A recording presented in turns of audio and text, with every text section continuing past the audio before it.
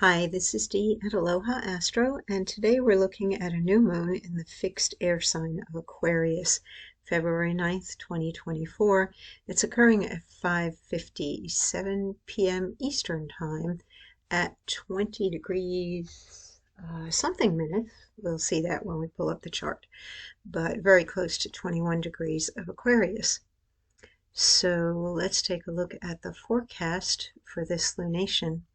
New moon in Aquarius, Friday, February 9th, signals a change in perspective, the course of your life plans and relationships you assumed were rock solid, as the moon conjunct the sun in Aquarius forms an activating square aspect with Uranus, the ruling planet of this lunation's fixed air sign, in Taurus, as well as a trine aspect to the south node in Libra, and a sextile aspect to Chiron conjunct the north node in Aries, while the south and north nodes are locked in a T-square aspect pattern, with Venus conjunct Mars in Capricorn. Aquarius rules the 11th house of friends, groups, organizations, the internet, the platform to reach the audience, fame, popularity, technology, and the future trends of society. It is a thinking sign of genius, truth, individuality, and freedom, which seems paradoxical when you consider its association with the idea of group unity. However, it is usually the individual's commitment to expressing their truth and vision for the future, no matter how unpopular it might make them in the present, which breaks the paradigm and turns the fate of humanity in a new direction. Choosing to live in your truth, even if it means breaking ties, gives you the best chance to contribute meaningfully to life and to attract the people and circumstances most supportive of who you choose to be. You may encounter opposition and ridicule from others due to Mercury conjunct Pluto in Aquarius, squaring Jupiter in Taurus, but don't take it too personally because it stems from their fear, insecurity, or jealousy. Just use that challenging energy to deepen your conviction that you have unique talents to be shared and motivate you to prove that you are a powerful, self-aware creator of a better future. Let's take a look at how the sky is right now and see where the planets are and how they're interacting. Here we've got that moon and sun conjunct at 20 degrees 41 minutes of Aquarius. We also have Pluto and Mercury in Aquarius, and they are still in a conjunction, although Mercury will be pulling away from Pluto as the days go by, and that becomes an ever-widening conjunction. We've got the conjunction of Venus and Mars in Capricorn. We have Neptune off on its own here in Pisces, as well as Saturn in the earlier degrees of Pisces. They are actually both well supported right now, and I did not bring them up in my writing. Just I'm limited by how many words I can put in to post on social media in different places. So we've got Saturn supporting Jupiter, and that can be steady and sustained growth. And then we have Neptune supporting Venus and Mars in Capricorn, and we've got basically earth, water from both ways of looking at the limitlessness of Pisces, where we can believe that anything is possible.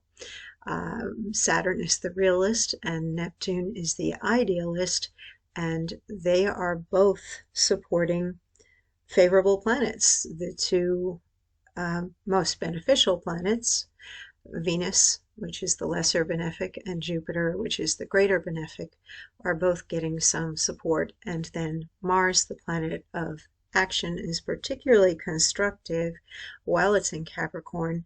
That conjunction there with Venus does bring in the combination of masculine and feminine energy, and this can be a strongly sensual drive that is in place. A determination to get what you want or hold on to what you already have is going to be tested by the square that that's making to Jupiter in Taurus. we've got a bit of a mix of energy with Uranus making a trine to them, but Jupiter making the square in here.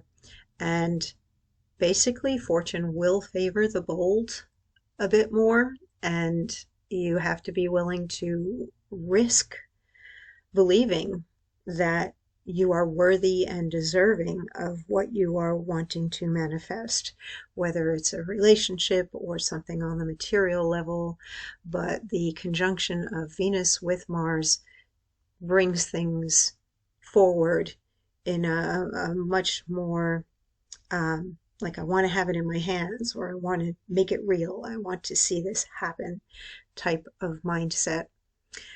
That T-square in there does tap into the lunar nodes and does bring in that sense of fate, destiny, karma, lessons to be learned, the past to be broken free from, or to understand what's going on the subconscious level that might be standing in your way of being self-aware, self-responsible, creating your reality, being a good guide or leader toward others. And when we have Libra and Aries energy in opposition, there will be that axis of relationship that's activated between Aries, the self, and Libra, partnership. And then we have that Venus and Mars at the square angle that basically is saying being in integrity. And even if it's going to make the other person temporarily unhappy, if you are going to be true to yourself, if you're not true to yourself, then you are denying the other person or party the fullness of you. You're basically cheating them of you, if that makes sense. So headed toward the North Node, which is where the actual lesson is, or the proper path is in Aries, which is self-aware. And others may say, oh, but you're being selfish if you go about the work of change and personal empowerment and following what you feel is the right direction for you. However, if you deny yourself in order to please everybody else or a particular person, then you are doing everybody a disservice, yourself and the other person in the long run.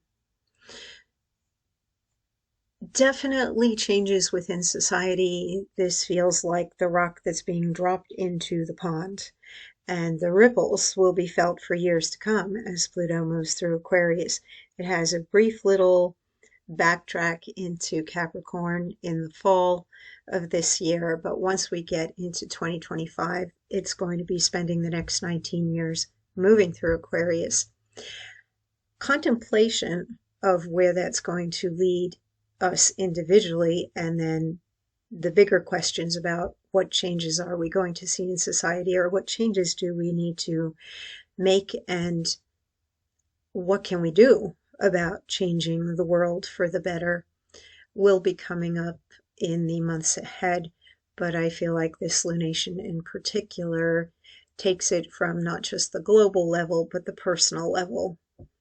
And if you are not usually a political person or interested in what's going on in the world, that might change, because you might have experiences occur within the next few months that shift your entire perspective, and suddenly you understand why something is important, and it becomes important for you to advocate or to look to making changes to address the situation. What we have going on, the expression "there but for the grace of God go I" came into my head over the last few days while I've been looking at the chart wheel and what's going on. And that is true. It's the awareness of things are going on, and maybe you or I are in a more fortunate position than somebody who is in a less fortunate position, but the awareness kind of puts the mantle of the yoke of responsibility upon the person who's becoming aware to do what they can to change that situation. And the collective consciousness is slowly but surely shifting as we have both Saturn and Neptune in Pisces. And here we have the breakaway from the Capricorn energy with Pluto leaving Capricorn, moving into Aquarius, where we're looking for the change, and it may require the crisis to come first, and the upheaval, and then the transformation and the empowerment. And that new moon in Aquarius might be pointing out what you need to look at and think about, and what information or knowledge you either need to gain or you need to share with other people. It is an air sign, so communication is always key. And this is also such a future-oriented sign. And the symbol itself, I don't know where, I read this somewhere, but that is like the mind of God and the mind of man coming into that harmony with each other. And it is the most elevated of the three air signs. So thinking bigger, thinking as if you are a creator being.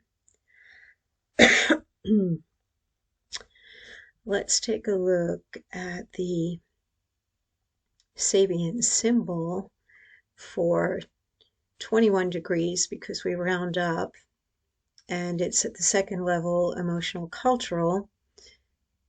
Aquarius 21 degrees, a disappointed and disillusioned woman courageously faces a seemingly empty life.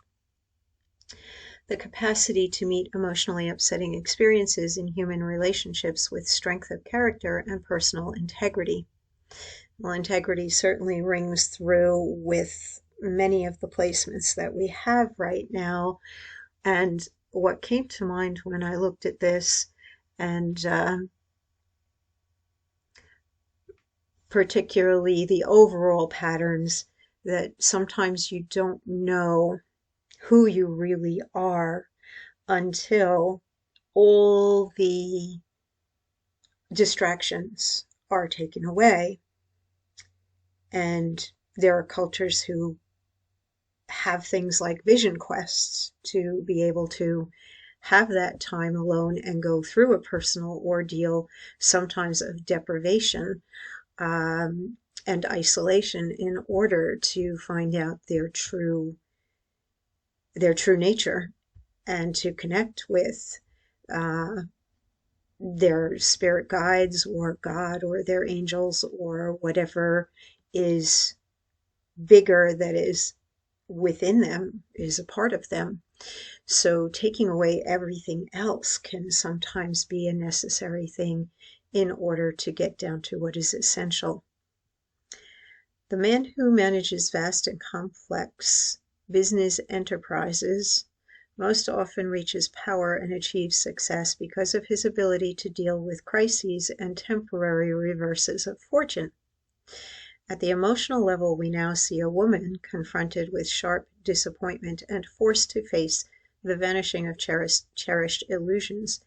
Presumably in terms of a close personal relationship, she has to learn to manage such crises, which are really tests of inner strength and perhaps compassion.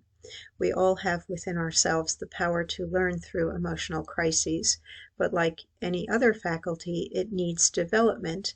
This is the first symbol in the 65th fivefold sequence. It urges us to develop resilience under adversity.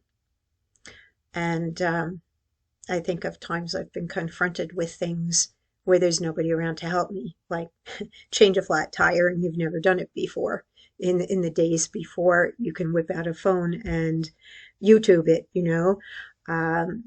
when it comes down to what you must do, you connect with your abilities that are dormant. And when I think of masculine, feminine from the elemental perspective and the astrological perspective, it is about the masculine, active energy versus the feminine, more passive or receptive. And with this particular symbol, it seems as though going into the receptive, dark yin energy, which is what we feel at a new moon, as we are in the dark of the moon, is an important part of the process, because for anything to grow, it has to germinate in the dark. And the emptying out and taking away of all the distractions, whether it's because a crisis happened in our lives or because we are choosing to go into that darkness on our own. That's, you may be experiencing some of both or one or the other. And the Aquarius nature, as I mentioned in the forecast, a lot of the movers and shakers throughout history have strong Aquarian energy within their charts. I feel like the association we have with Aquarius being humanitarian and so friendly to all isn't always true. I think that it's more about having that higher mind at times and being a channel for where humanity is meant to be headed. And then the truth comes out. And what happens when you start telling people the truth? Well, you're usually not well liked for it. And some of those same people who have changed the course of human history have been imprisoned or killed for speaking the truth. But they still produced the change. And they also found that it was unavoidable for them. They had no other choice in their own sense of personal choice and integrity other than to do what they felt was right by them, or they wouldn't be able to live with themselves.